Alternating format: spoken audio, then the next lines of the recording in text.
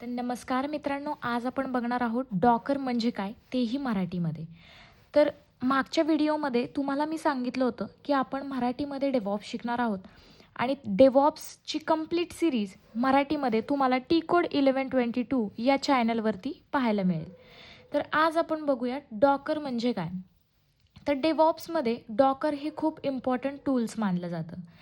तर का मानलं जातं यासाठी पहिल्यांदा आपण बघून घेऊयात की व्हाय डॉकर. आता हे डॉकर कुठल्या प्रॉब्लेम्सला फिगर आउट करतं हे आपण बघूया.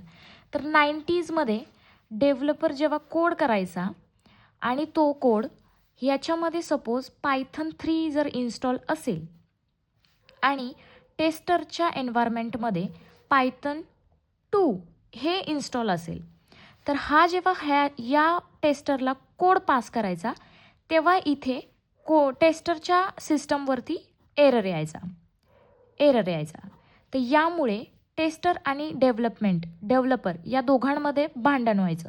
तर यांच्यामध्ये दोघांमध्ये कोलॅबरेशन नव्हतं. तर कोलॅबरेशन नसल्यामुळे या दोघांमध्ये वाद व्हायचे. तर अशाच प्रॉब्लेम्सला फिगर आउट करतं डॉकर. तर डॉकर कशा पद्धतीने काम करतं? डॉकर हे कंटेनरायझेशन टूल आहे. तर एका कंटेनरच्या डब्यामध्ये, कंटेनर म्हणजे तुम्ही एक एक्झाम्पल घेऊ शकता, जसं की आपण घरात साखरचा डब्बा वापरतो. साखरच्या डब्यामध्ये आपण साखर ठेवली जाते, बरोबर? त्याच पद्धतीने एक कंटेनर असतो आणि त्या कंटेनर म्हणजे तुम्ही डब्बा समजा.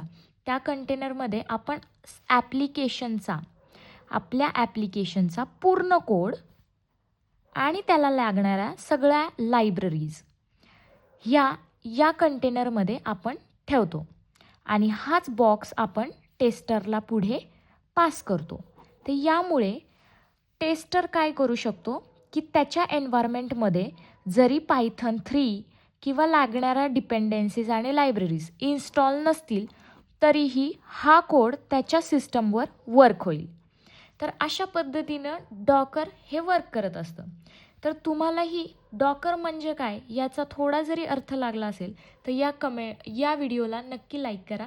हा व्हिडिओ जर तुम्हाला इन्फॉर्मेटिव्ह वाटला असेल तर नक्की फॉलो करा टी कोड 1122ला. आणि जर तुम्हाला काहीही शंका असेल तर कमेंट बॉक्समध्ये तुमची कमेंट टाका. त्यावरती आपण नक्कीच व्हिडिओ घेऊन येऊयात. Thank you so much.